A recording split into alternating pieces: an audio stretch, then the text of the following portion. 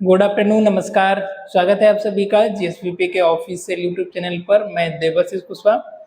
आज के लेक्चर में हम सीखेंगे एलर्जिक राइनाइटिस के बारे में। So what is the allergic rhinitis and pathophysiology of it and sign and symptom and finally nursing and medical management of the allergic rhinitis. In simple word we can say that allergic rhinitis क्या होता है। इन simple word में हम इसको समझेंगे। तो rhinitis मतलब क्या होता है आपका। राइन मतलब होता है आपका नोज या आपकी नाक, है ना, नेजल म्यूकोसा। और आइटिस का मीनिंग क्या होता है? इन्फ्लेमेशन होना, स्वेलिंग आना। तो यहाँ पर हम क्या देख रहे हैं? Inflammation of the nasal mucosa, it is called off the allergic rhinitis. अब राइनाइटिस भी आपकी टू टाइप की होती है। एक तो होती है आपकी एलर्जी की वजह से और एक होती है आपको मौसम एनवायरनमेंट की वजह से होती है, जो कि आ जाती है आपकी हे फीवर भी आप इसको बोल सकते हो। तो allergic rhinitis is the most common form of allergy. ये आपका एक मोस्ट कॉमन फॉर्म होता है एलर्जी का और आपका टाइप 1 हाइपर सेंसिटिविटी रिएक्शन के अंदर ये आता है। इसमें क्या होता है? Inflammation of the nasal mucosa. कहाँ पर हो जाती है? Inflammation of the nasal mucosa. Inflammation of nasal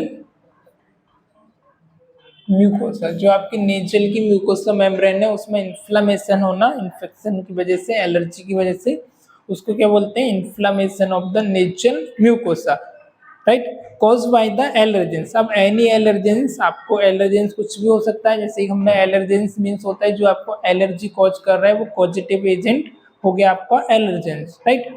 तो एलर्जेंस आपका कोई भी हो सकता है। पोलन ग्रेन हो सकता है, आपका मॉइस्ट हो सकती है, डस्ट हो सकती है, और किसी भी आपको पार्टिकुलर पेड़ पौधे से एलर्जी है ना, जैसे कि हम मसाला वगैरह, उससे हमको स्नीजिंग हो जाती है डस्ट से।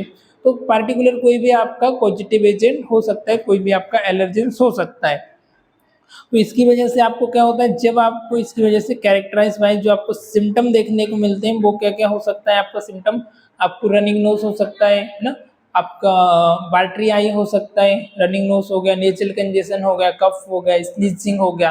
तो ये सिम्टम आपको जनरली आपको देखने को मिलते हैं। Inflammation and redness of the nasal mucosa, ये आपको इन्फ्लेमेशन इसमें आपको ये सिम्टम्स आप में देखने को मिलता है, तब आपको ये डिसीज कॉज हो जाती है, right.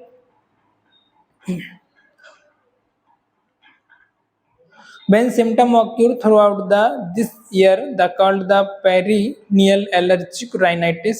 If the symptom occurs seasonally, it is called the hay fever. The causative agent are the environmental and airborne.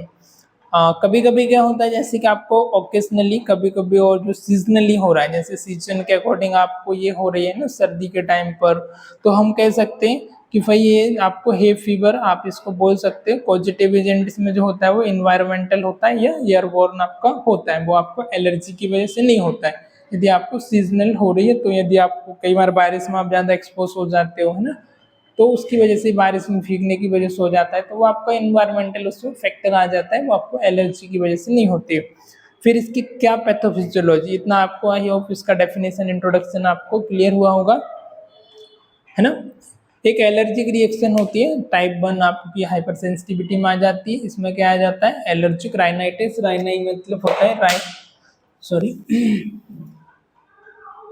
राइनाई मतलब होता है आपका नेजल म्यूकोसा, और आइटिस का मीनिंग हमने बताया इन्फ्लेमेशन। तो inflammation of the nasal mucosa, इसको हम क्या बोलते हैं? राइनाइटिस। कोज किसी भी आपको एलर्जेंस की वजह से हो सकती है। इसमें आपका कुछ भी पॉलन ग्रेन आ सकता है, डस्ट आ सकता है, नॉइस आ सकता है, किसी भी पार्टिकुलर आपको केमिकल से, पाउडर से, जिस भी चीज़ से एलर्जी है उसकी वजह से आपको हो जाती है। When occur through out the year, यदि आपको ऐसा हो रही है कभी एलर्जी की वजह से, तो हम उसको एलर्जिक राइनाइटिस कहेंगे। इसकी वजह एक सीजनल की वजह से हो रही है, जैसे बारिश के सीजन में हो रही, तो आप इसको बोल सकते हो आपका इन्वायरमेंटल या एयरबोर्न राइनाइटिस, राइट। सिम्टम्स इसमें क्या क्या होते हैं? नेजल कंजेशन हो जाएगा, आपको स्नीजिंग होगी ना, थ्रोट इरिटेशन होगा, आईज से आपको वाटरी आई हो जाएगा, इचिंग हो जाएगा, रेडनेस हो जाएगी, ये सारे आपको सिम्टम्स हो जाते हैं। पैथोफिजियोलॉजी की बात की जाए, पैथोफिजियोलॉजी मतलब वो किस तरीके से आपके बॉडी के अंदर सिम्टम कॉज हो रही है, किस तरीके से आपके अंदर ये कॉज होता है। तो पैथोफिजियोलॉजी में आ जाएगा आपका सबसे पहले तो आपका पॉजिटिव एजेंट आपको कुछ भी हो सकता है, कोई भी आपके एलर्जेंस हो सकते हैं। ये क्या कर रहा है, local vasodilation and increase capillary permeability. ये क्या कर रहे हैं, लोकल वैसोडाइलेशन, ब्लड वेसल्स में डायलेट कर रहे हैं, देन इंक्रीज कैपिलरी की जो परमिएबिलिटी उसको इंक्रीज कर देते हैं। अब जैसे भी इंक्रीज होती है सीलियरी एक्शन डिक्रीज, जो आपकी सीलियरी का एक्शन है वो डिक्रीज हो जाता है, एंड म्यूकस सिक्रेशन इंक्रीज, और जो म्यूकस का सिक्रेशन है वो आपको इंक्रीज हो जाता है इरिटेशन की वजह से, इरिटेंट की वजह से। तो आपको नाक बहना, नाक से पानी आना आपका शुरू हो जाता है, राइट। अब साइन एंड सिम्टम में क्या क्या आएंगे इसका अभी हमने बता दिया, एक बार वो देख लेते हैं। साइन एंड सिम्टम जैसे कि आपका स्नीजिंग, बार बार आपको छींक आना, नेजल में आपको इचिंग होना, प्रोफ्यूज वाटरी, राइनोरिया, नाक से आपको पानी आना, रनिंग नोज होना, इची और रेड आई, आपको आइस इचिंग होना, रेड आइस आपको हो जाना, nasal mucosa pale, cyanotic and nasal mucosa आपकी पेल होना, साइनोटिक होना, frequent there the dark circle under the eye, यदि बार बार हो रहा है तो आपके आईज के नीचे डार्क सर्कल भी हो जाते हैं। आई कॉल्ड द साइनर्स, इसको हम क्या बोलते हैं, साइनर्स, कॉज बाय द बीनम कंजेशन एंड मैक्सिलरी साइनस। आया सिम्टम समझ में, क्या क्या सिम्टम होगा, स्नीजिंग होगी, सिंपल सी बात है, जब आपको कभी भी एलर्जी होती है ना, एलर्जी की वजह से आपको रनिंग नोज होती है, एनवायरमेंटल की वजह से होता है, तो आपने भी एक्सपीरियंस किया होगा, हर पर्सन को ही होता है, कॉमन सा आपका डिसऑर्डर है ना। तो क्या होता है, आपको स्नीजिंग होना, स्नीजिंग मतलब आपको बार बार छींक आना, राइट, रेडनेस होना, redness, swelling of mucosa, nasal congestion होना,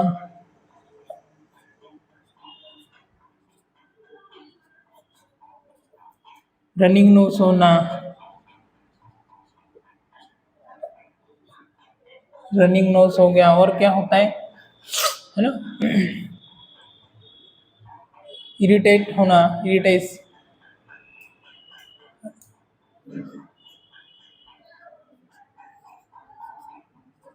वाटरी आई, आंखों से भी पानी आने लगता है,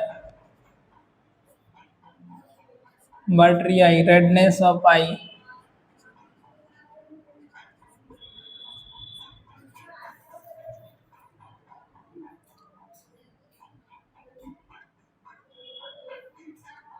कफ कोल्ड भी हो जाता है समटाइम, है ना, यदि एनवायरमेंटल हुई है तो,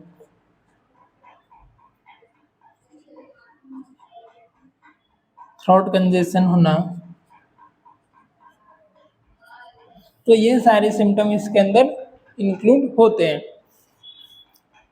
अब डायग्नोस्टिक एवेल्युएशन आप कैसे करोगे, कैसे आप डायग्नोस करोगे, तो skin testing confirm the hypersensitivity to certain allergens, आप स्किन टेस्टिंग भी कर सकते हो, एलर्जी हुई है कुछ आपको पर्टिकुलर किसी भी चीज से एलर्जी हुई है तो आप स्किन टेस्टिंग भी करा सकते हो। फिर nasal smear and increase number of eosinophil suggest allergic disease, nasal smear करा सकते हो आप, पैथोलॉजी में जो नेजल स्टिक डाल के कोरोना के समय पे करते होंगे, देखा होगा, तो वैसे आप नेजल स्मेयर करा सकते हो, और सीबीसी वगैरह टेस्ट कराओगे जिसमें आपको इसेनोफिल से वो आपको इंक्रीज देखने को मिलेंगे ना, उसका नंबर।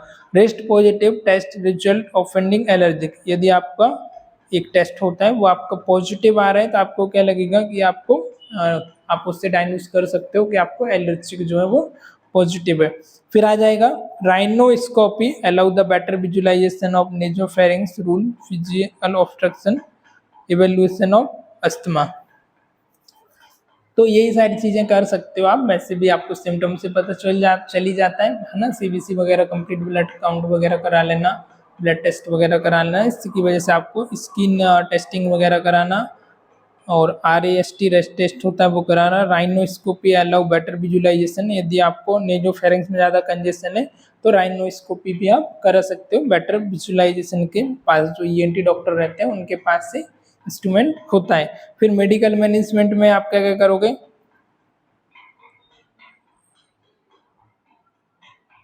एंटीहिस्टामिन दे दोगे, इम्यूनो और डिकंजेशन दे दोगे, नेजल डिकंजेशन हो गया, एंटीहिस्टामिन हो गया, और कॉर्टिकोस्टेरॉइड हो गया, इनहेलर वगैरह हो गया, ये सारी चीजें आप पेशेंट को प्रोवाइड कर सकते हो।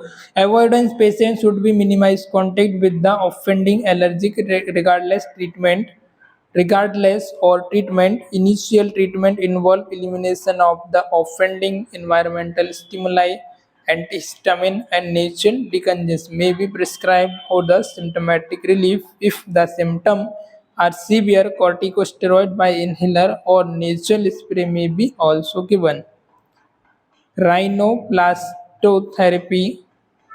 is newer treatment that use light wave to reduce the body's hyperimmune response. Simple सी आपको क्या क्या देना है, एंटीहिस्टामिन देना है, नेजल डिकंजेशन देना है ट्रीटमेंट में,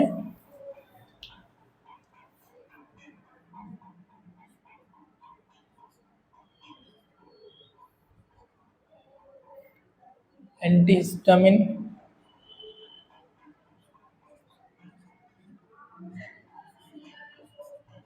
नेजल डिकंजेशन,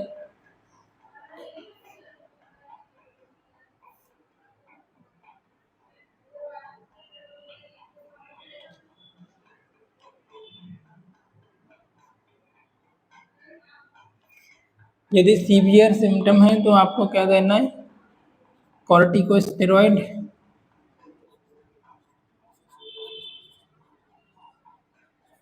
और दूसरा कॉर्टिकोस्टेरॉइड मेडिकेशन देना है, नेजल स्प्रे देना है,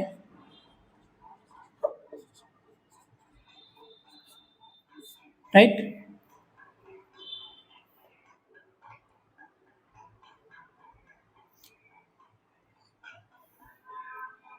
और क्या दे सकते हो, immunotherapy giving gradually increase the doses of substance or allergens the which the person is allergic. This work by making the immune system less sensitive so that substance probably causing production of particular blocking antibody which reduce symptom of allergy with substance introduced the future. और जो आपकी tablet वगैरह आती हैं वो दे सकते हैं, जैसे कॉर्टिकोस्टेरॉइड में आ जाता है आपका, है ना, नेजल डिकंजेशन दे सकते हो, एंटीहिस्टामाइन दे सकते हो, क्योंकि हिस्टामाइन रिलीज होता है तो इसको सप्रेस करने के लिए आप एंटीहिस्टामाइन दे सकते हो। नेजल को आप रूट क्लियर करने के लिए नेजल कंजेशन दे सकते हो, नेचुरल स्प्रे दे सकते हो, कॉर्टिकोस्टेरॉइड दे सकते हो जब आपको सीवियर कंजेशन है, जब आपको रेस्पिरेटरी भी आपका नेजल और आपका ये कंजेस्टेड है, ब्लॉक हुए तब, राइट। तो ये सारी चीजें आप प्रेफर कर सकते हो, उसको गर्म पानी की भाप दे सकते हो, नेबुलाइजेशन वगैरह दे सकते हो ना, ज़्यादा नेजल कंजेशन हुआ है तो। और जो आपके एंटी एलर्जी की ड्रग आती है वो भी ले सकते हैं, जैसे लिवोसिट्रिजिन वगैरह हो गई, सिट्रीजिन, लिवोसिट्रिजिन, वो टैबलेट आप ले सकते हो।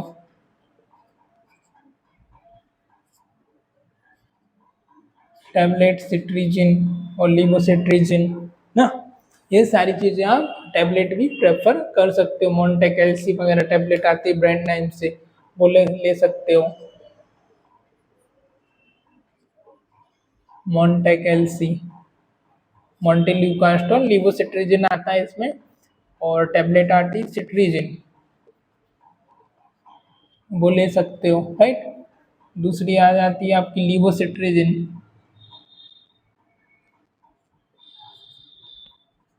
वो ले सकते हो। फिर थर्ड नेजल स्प्रे ले सकते हो, नेब ले सकते हो,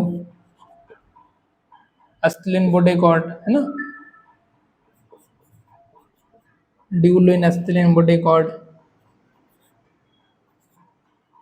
ड्यूलिन, भाप ले सकते हो। ये सारी चीज़ें आप प्रेफर कर सकते हो। आई होप आपको इतना समझ आया होगा। फिर अगला क्या ले सकते हो, नर्सिंग। ये तो हो गया आपका मेडिकल मैनेजमेंट। अभी नर्सिंग मैनेजमेंट, नर्सिंग का क्या रोल है, तो nurse instruct the patient with the allergic rhinitis to avoid reduce exposure to allergens and irritants such as dust, mould, animal fumes, order, powder, spray and tobacco smoke. Nurse क्या कर सकती है, patient instruct कर सकती, जो भी allergic rhinitis हुई है उनको, एलर्जेन से उनको अवॉइड करने के लिए। जैसे कि क्या हो गया आपका, सचेस डस्ट हो गए, मॉइस्ट हो गई, एनिमल्स हो गए, कुछ फ्यूम्स हो गए, ऑर्डर, अलग अलग जो पाउडर्स आते हैं, केमिकल्स आते हैं, टबैको, जो भी एलर्जेंस है उनसे पेशेंट को मतलब दूर रहने के लिए कह सकते हैं, उनको अवॉइड करने के लिए कह सकते हैं। टबैको, स्मोकिंग वगैरह हो गया ना, वो सारी चीज़ें। The patient is instruct about the importance of controlling environment at the home and work. दूसरा क्या कर सकते हो, पेशेंट को इंस्ट्रक्ट कर सकते हो important of controlling the environment at the home and work, home का और जो एनवायरनमेंट है आपका वर्किंग का उधर थोड़ा सा कंट्रोलिंग करने के लिए, राइट। उसका ज़्यादा सलाइन नेजल एरोसोल स्प्रे में be helpful in soothing mucous membrane, softening crusted secretion and removing irritants. कुछ सलाइन हो गया और नेजल और एरोसोल स्प्रे में भी हेल्पफुल कुछ स्प्रे आते हैं, वो भी आप पेशेंट को बता सकते हो लेने के लिए, है ना, जो कि म्यूकस मेम्ब्रेन को क्या करते हैं, सॉफ्ट करते हैं और सिक्रेशन को रिमूव करते हैं। Reassure patient that suffocation will not because of nasal obstruction, mouth breathing will occur.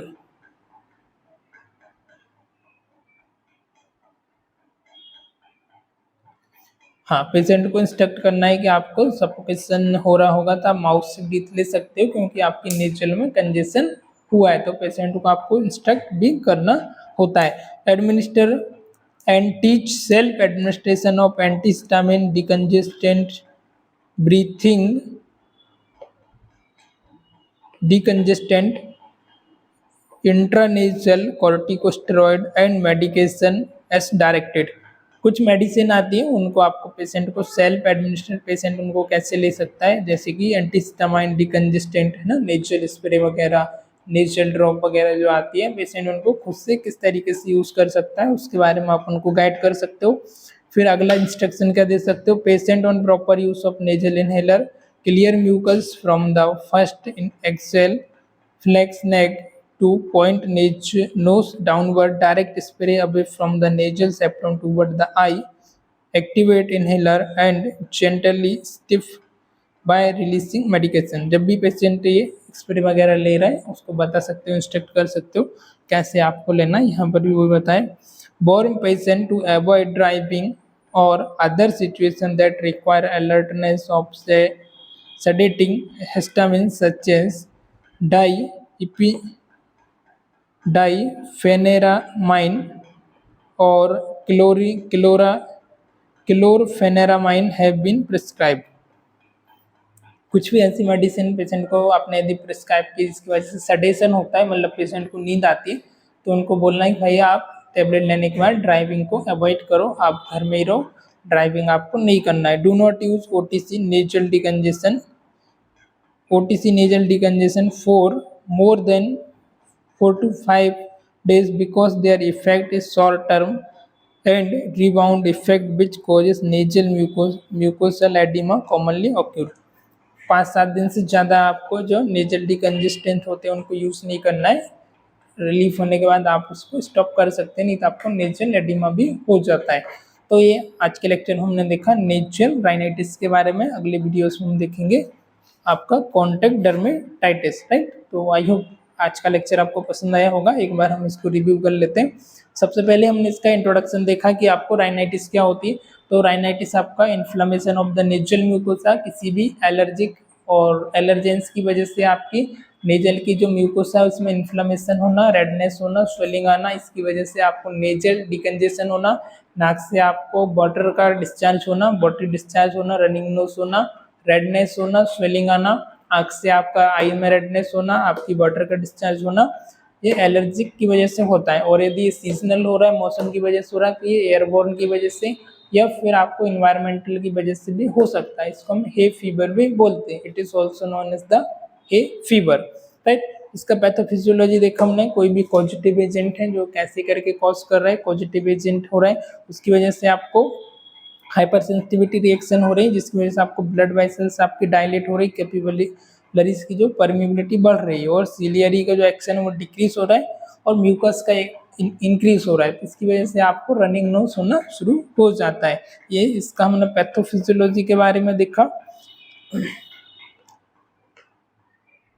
और साइन एंड सिम्टम में देखा हमने स्नीजिंग होना, इंक्लूड ईचिंग होना, profuse and watery, rhinorrhoea, running nose होना, और इचिंग, रेड आई होना, आइस में भी आपका इचिंग होना, पेलनेस होना, ये सारी चीज़ें इसके बार बार आपको नेजल कंजेशन होना, गले में खकार होना है। और यदि आपका एलर्जिक है तो आपको कफ कोल्ड तो उतना नहीं होगा, सिर्फ आपको रनिंग नोज होगा, आइस आपकी रेड होगी, आइस से आपका वाटर का डिस्चार्ज होगा, नाक से आपके वाटर का डिस्चार्ज होगा, रनिंग नोज होगा, इरिटेट होगा, रेडनेस ऑफ आई होगी, right.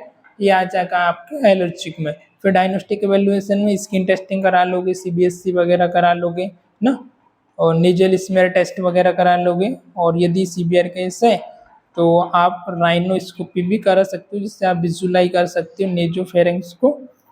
Useful rule of the physical obstruction, septal deviation वगैरह भी आप देख सकते हो। जो ईएनटी डॉक्टर रहते हैं उनके पास ये इंस्ट्रूमेंट होता है, राइट। फिर मेडिकल मैनेजमेंट में अवॉइड करोगे, और avoid patient should minimise contact with offending allergens. Patient को अवॉइड करना है, जो भी ऑफेंडिंग एलर्जेंस से उनके कांटेक्ट में ना आए, उनसे थोड़ा दूरी बना के रखें। और एंटीहिस्टामाइन आप प्रेस्क्राइब कर सकते हो, नेचुरल डिकंजेशन वगैरह दे सकते हो, कॉर्टिकोस्टेरॉइड दे सकते हो सीवियर केस में, राइट। ये सारी चीज़ों के बारे में हमने, इनहेलर वगैरह दे सकते हो, नेचुरल स्प्रे वगैरह भी आप प्रेफर कर सकते हो, पेशेंट को आप दे सकते हो। ये सब इसका मैनेजमेंट हुआ, मेडिकल मैनेजमेंट। और नर्सिंग मैनेजमेंट में किस तरीके से वो सारी चीज़ों को यूज़ करना है, एलर्जिक्स वगैरह क्या क्या होती है, कैसे उनको अवॉइड करना है, वो सारी टीचिंग नर्स उनको किस तरीके से यूज़ करना है, वो नर्स का काम है। वो नर्स उनको आपका जो मैनेजमेंट है वो नर्सिंग बता देती है, राइट। तो आई होप आज का लेक्चर समझ आया होगा। आज के लेक्चर में इतने, मिलते हैं किसी और वीडियोज़ में, तब तक के लिए goodbye, take care, bye bye.